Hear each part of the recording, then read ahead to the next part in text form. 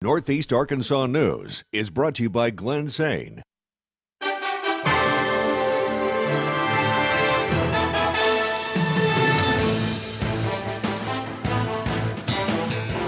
Good evening and thanks for joining us for your Northeast Arkansas Late News. I'm Josh Egbert. Meredith has the night off. Pocahontas Chief of Police Cecil Tackett resigned from the police department this morning. Northeast Arkansas Simone Jamison has more on his resignation, and he says it wasn't his idea.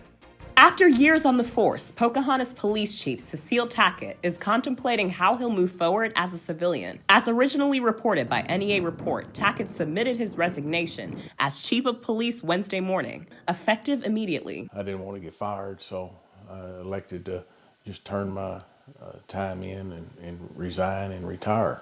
I've never been in this position before. I've been working since I was 14 years old. Tackett says his decision to resign enabled him to keep his sick days after hearing from an outside source that he'd be terminated. He sees his absence as a major blow.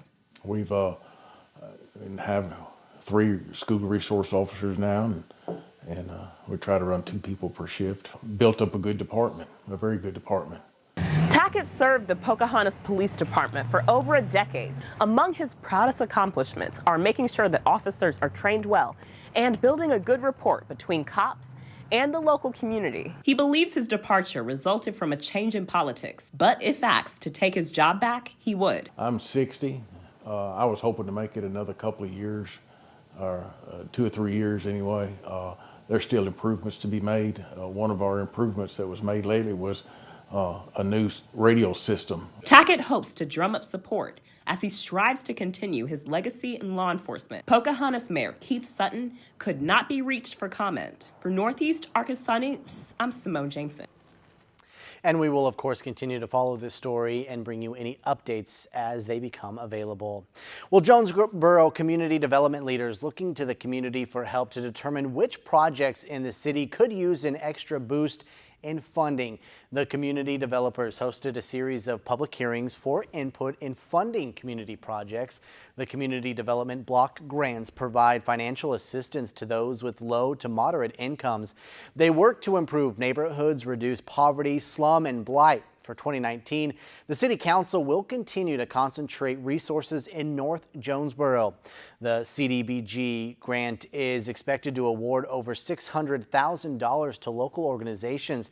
Providing those funds, however, is expected to be delayed due to the partial government shutdown. Jonesboro CDBG Program Manager Angie Bonza encourages everyone to get involved.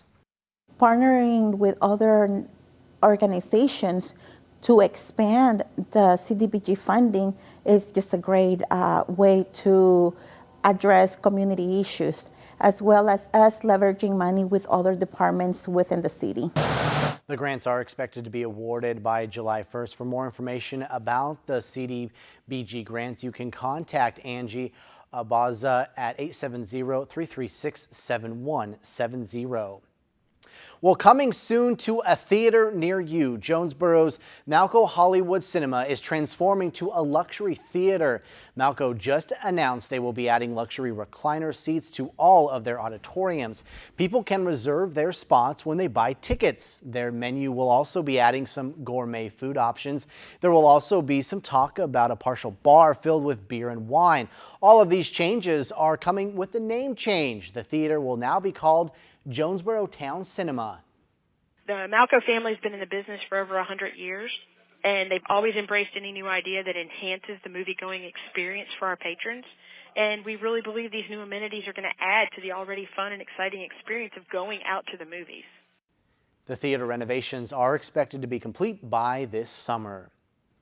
A woman's story about her dog's experience at a local dog trainer is getting some major attention. It was first reported by our partner, the NEA Report. Northeast Arkansas's Alexis Padilla has met with some owners to hear about their experience at four-legged retrievers and their search for the truth. I just want to know he's safe, mainly. I want to know he's okay and that Hunter still doesn't have him. For months, Rachel Tyre has been searching for answers about her dog, Ollie. Back in August, Tyre gave Ollie to Hunter Nelson, the owner of four-legged retrievers, for training. A 4-week stay turned into 11. Then Tyre says she received a message from Nelson that Ollie was bitten by a snake. Early Wednesday morning, I was supposed to pick him up from Corning area, from what I understood, and at like 3 o'clock in the morning, he texted me and said, no, Ollie didn't make it through the night. Nelson told Tyre he buried Ollie that night, but he has not been able to give her documents from the vet. What makes this even more strange is Tyre says she never knew where Ollie was being trained. He wouldn't give me his address. He wouldn't give me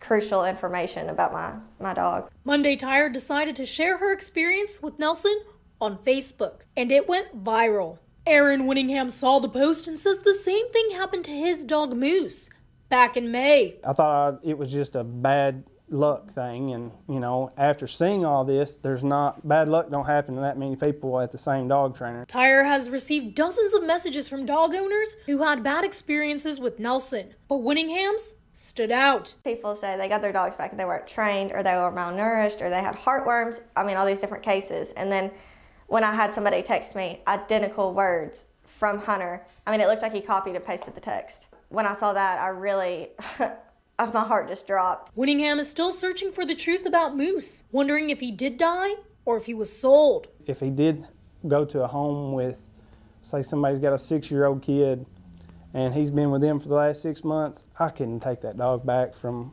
somebody, do the same thing that happened to me. I couldn't do that. In the meantime, both dog owners are teaming up with others to take legal action. What we have are evidence and things like that, people coming forward in their statements. It'll bring a bigger impact, and I think it'll be more of a criminal case. For Northeast Arkansas News, I'm Alexis Padilla. We have reached out to Hunter Nelson for an interview and have yet to hear back from him. In a bit of consumer news tonight, Toyota is recalling more than 1 million vehicles in the U.S. This because of a potentially deadly Takata airbag inflator in the front passenger seat. The AP says it's one of the largest automotive recalls in U.S. history. It includes multiple Toyota, Scion, and Lexus brand models from years 2010 through 2017. Because of a defect in the airbag, the Takata inflator can explode with too much force. Depending on the model, dealers will either replace the front airbag inflator or airbag assembly for free. Owners of vehicles involved in the recall will receive a direct notification in late January. Well, if you still have dinner left on the table, you better not wrap any of that in foil. According to the Washington State Department of Health, food wrapped in aluminum foil and sticking it in the fridge could put you and your health at risk. The problem? Well, foil doesn't completely seal the food from the air, which allows bacteria to grow faster. Some bacteria like staph, which can make toxins are not killed when the food is cooked. Bacteria can then grow on the food and cause foodborne illnesses. Registered dietitians at the Cleveland Clinic say you should be storing all leftovers in shallow, airtight containers instead. They add you should be putting food away in the fridge within 2 hours to prevent bacteria from growing. Well, using medical marijuana and recreational purposes is a hot topic right now, and more states legalize marijuana. A new study suggests many medical cannabis patients are hitting the road high, potentially putting themselves and others at risk. Chris Martinez has more. A new study of patients who use medical cannabis to treat chronic pain finds more than half say they've driven under the influence in the past 6 months. We know that using marijuana can affect things like your coordination or your reaction time, and those are critical functions for driving. The study at the University of Michigan Addiction Center surveyed nearly 800 medical cannabis users. It found 51% reported driving a little high, while 21% drove very high. Researchers say the findings are concerning as more states legalize medical and recreational marijuana.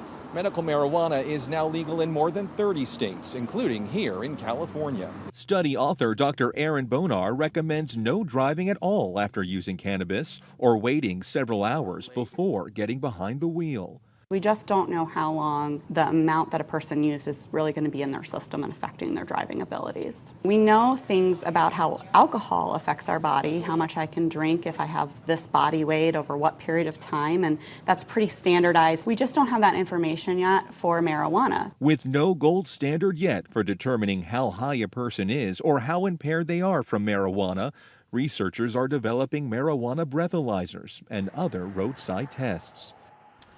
Studies show marijuana is in the body longer than it's in the brain, so researchers say even if a person doesn't feel high at the moment, it can still be affecting them. Well, still ahead here on Northeast Arkansas News, we take a look at the NFL playoff weekend ahead. And after confirming reports, Deputy Attorney General Rod Rosenstein plans to resign in the next few weeks. And some colder temperatures were found across the area today. 48 degrees a high here in Jonesboro. Our normal high is 46, so a couple degrees above that. But that wind producing wind chills back into the 30s today. We'll keep the cold weather around tomorrow with highs in the low 40s. Still got an eye on a weather system that could bring some chilly rain to the area by the weekend. We'll talk about that when we come back. Now, Northeast Arkansas weather. And welcome back, everyone. Some chilly temperatures making their way back into our area. Actually, temperatures back to where they should be for this time in January. And overnight tonight with clear skies, yeah, you're going to wake up to 29 by early tomorrow morning. You need to bundle up if you're heading out overnight tonight or even early tomorrow morning off to the bus stop or off to work. Going to have that extra jacket on, or at least that heavier jacket on, as temperatures will be in the low to mid 20s or upper 20s, and winds not too bad though. North winds around 5 miles per hour will produce a little bit of a chill, but again, not looking like too bad of a chill there as we get into the afternoon hours of our Thursday. Here's your school day forecast in. Clear skies to start. Should see a little cloud cover moving in as we head into the afternoon hours. We'll stay in the low 40s though, 41 as our high temperature as we get into the afternoon hours of our Thursday. Again, winds not quite as bad as they were today. May still see a wind. It could be gusting as high as 10 or maybe 15 miles per hour, which could produce a little bit of a wind chill as we head through the day on our Thursday. Here's what it looks like. Weather notes an increasing cloudiness ahead of our next system that'll actually bring in quite a mess of precipitation, not only for our area, but really the areas just to the north and to the west of our area. Actually looking like much of Missouri, or at least southern Missouri, will get kind of the brunt of this storm. We're going to see some chilly temperatures, that's for sure. We're going to be above freezing, though, for most of this event. So as you get into Friday, we'll see some rain develop across the area, mainly in the afternoon. That may mix up with a little bit of light snow or sleet overnight Friday night into early Saturday morning. Not really expecting much in the way of any type of nuisance or any type of accumulation for Jonesboro. But again, areas closer to that border of Missouri may actually pick up an inch or two of accumulation before it all gets warm enough that temperatures will get above freezing on Saturday, turn all to rain. But still, temperatures will be chilly. It will be a chilly rain as we head into the upcoming weekend. Here's what it looks like today, upper 40s and low 50s across much of northeast Arkansas. These temperatures 10 to even 15 degrees colder than the same time yesterday, as these temperatures were in the upper 40s and low 50s, which is more typical for this time of year. 54 was a high down in Searcy, 50 degrees in Newport and Wynne, 48 degrees a high in Jonesboro, 48 in Paragould, and 48 degrees in Corning late this afternoon. Now, our temperature trend the next couple of days, we're trending below average. That's one thing you're going to notice. Temperatures low 40s on Thursday. There comes that next rain, precipitation, maybe mixing with some snow Friday, Saturday, upper 30s and low 40s, and then actually staying pretty chilly into the early part of next week with highs close to 40 or 41 into about Monday of next week. Here's what it looks like on our forecast map for your Thursday. Those chilly temperatures are hanging around. Yeah, we're definitely keeping the cold weather in northeast Arkansas. We should see a partly to mostly sunny skies, but look down to our south and west, some spotty showers starting to develop in parts of in extreme southwest Arkansas, in the parts of Texas. That's the moisture that's going to come into our area as that moisture mixed in with some cold temperatures to our north, yeah, producing quite an area of some heavy snowfall. It looks like right now the heaviest snowfall, the dark blue area here, could get into some areas of extreme northern or north central parts of Arkansas by the time this is all said and done. But again, around the Jonesboro area, we may see a little mixing of some precipitation, not expecting a lot and not really expecting it to cause a lot of issues either. But there is a potential, if you go a little closer to the border of Missouri and also Arkansas, you may run into a couple inches of some slushy accumulation, maybe around Pocahontas and back near Ash Flat, for example, may see a little bit more accumulation. We'll see less than an inch in our area, and actually a lot of us won't even see hardly anything on the ground, just maybe a little slushy accumulation before it all changes to rain by Saturday afternoon. Before you Thursday, a cold 141. The high temperature, clouds increasing across the area, east-northeast winds at around 5 to 10 miles per hour. Here's your 7-day forecast in that started that rain and maybe a little mix of snow on Friday afternoon, 39. The high temperature getting to Saturday, yeah, really more the same, a little bit of mixing of some precipitation. Chilly temperatures hanging around low 40s. But again, overnight Friday into early Saturday is when we could see the most of that mixing up of that light snow or maybe some sleet or rain. Now, we do dry out early next week. Do get eventually back in the 50s too, Tuesday and Wednesday, with another chance of rain arriving by the middle part of our next work week. Josh?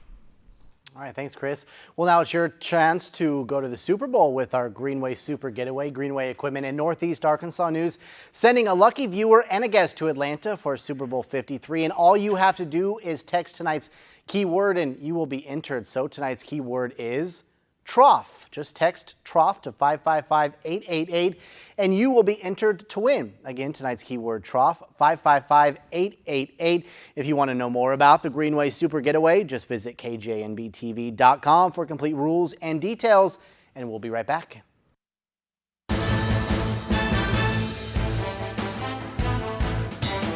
More changes appear to be in store for the Justice Department. The official who has been overseeing Special Counsel Robert Mueller's Russia investigation is stepping down in the coming weeks. Mola Lengi has the latest from Washington, D.C.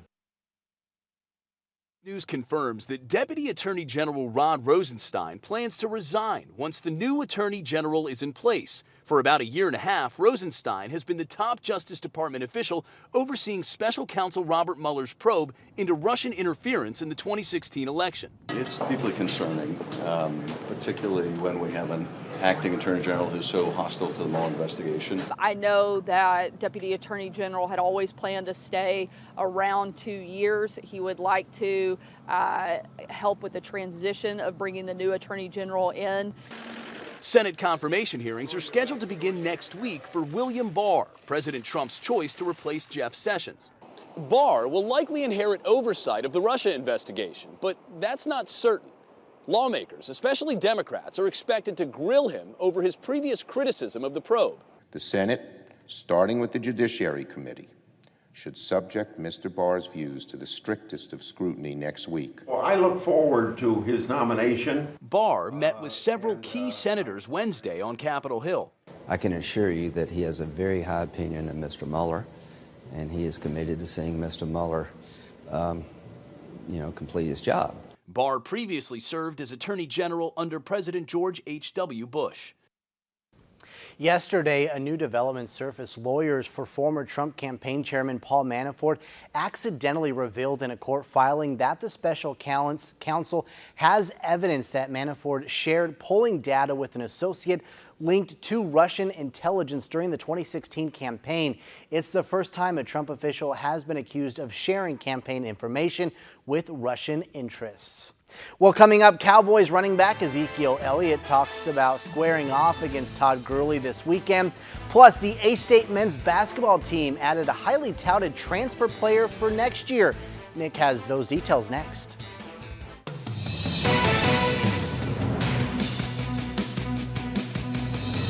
Good evening, everyone. I'm Nick Frank. Arkansas State men's basketball coach Mike Bellato continuing to build up his program. Today, he announced that 6'8" wing Mello Engelston will be transferring to A-State and will be eligible to play for the team in December. Now, Engelston comes to Jonesboro after playing one season at Wake Forest, where he appeared in 21 games as a freshman. Now, he only averaged about 5 minutes per game, and during that time, just over a point and 1 rebound, so he didn't see a lot of time for the Demon Deacons. That's why he's coming to Jonesboro. Coming out of high school, Engelston was rated as a 4-star prospect by both ESPN and Rivals. Now, Coach Bellato and the rest of the Red Wolves will be back on the court tomorrow for their Sun Belt Conference home opener against South Alabama. Red Wolves have opened conference play with a 1-1 record and will look to stay undefeated at home.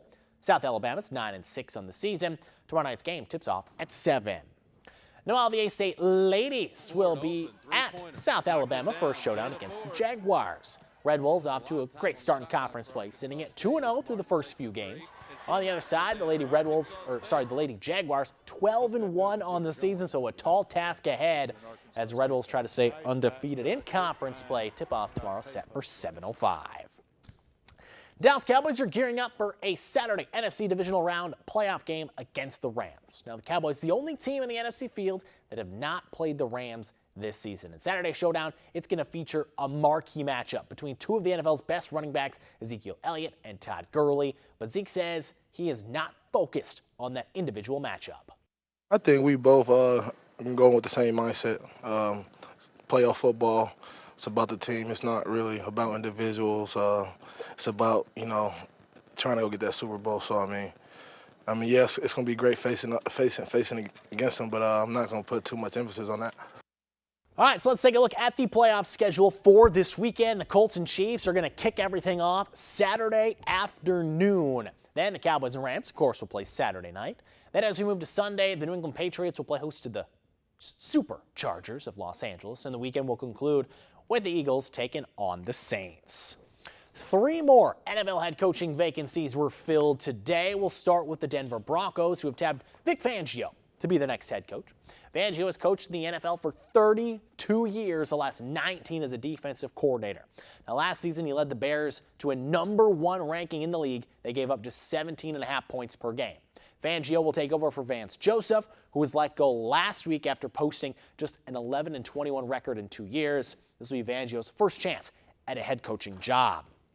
Cleveland Browns, though, they're staying in-house with their coaching hire. The team has announced that interim offensive coordinator Freddie Kitchens will be the 17th head coach in the franchise's history. Kitchens took over the play-calling duties for the Browns midway through the season when Hugh Jackson and Todd Haley were fired. With Kitchens running the offense, the Browns upped the production by more than 2.5 points per game. This will also be his first opportunity as a head coach.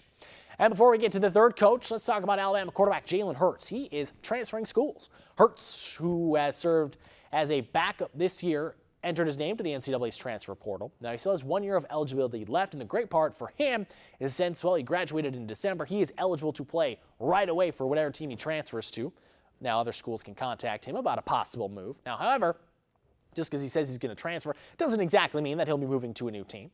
Any team that does get him, though, will be pretty happy. He's 26-2 with the Bear Championship appearances in his 2 years as a starter. And this one is a little more recent. The Jets have hired Adam Gase, the former Dolphins coach, to be their head coach. So now just one spot remains, and it's the Dolphins position. So a lot of movement within the last 2 days. You know, I talked about 3 coaches yesterday, 3 coaches today. Now just waiting on the Dolphins. Well, and that was an interesting hire, in my eyes anyway, from the Dolphins to the Jets. But right, he had some success offensively, needed a little better quarterback play, and so I think the Jets are hoping that he can turn Sam Darnold into, you know, an offensive powerhouse, I guess. Well, he's worked with Peyton Manning. He has. Won a Super Bowl with him, so Yeah. we'll see what he can do. Yeah. Nick, thanks for back right after this. And taking a final look at our 7-day forecast, those colder temperatures still hanging around for you Thursday, 41 degrees. Our next system moves in, mainly rain for our area, but could see a little mixing of some precipitation by early Saturday morning. Temperatures stay in the low 40s all weekend, maybe back to the 50s by early next week. Thanks, Chris. Have a great night. We'll see you back here tomorrow. Follow us online, like us on Facebook, and visit our website, kjnbtv.com.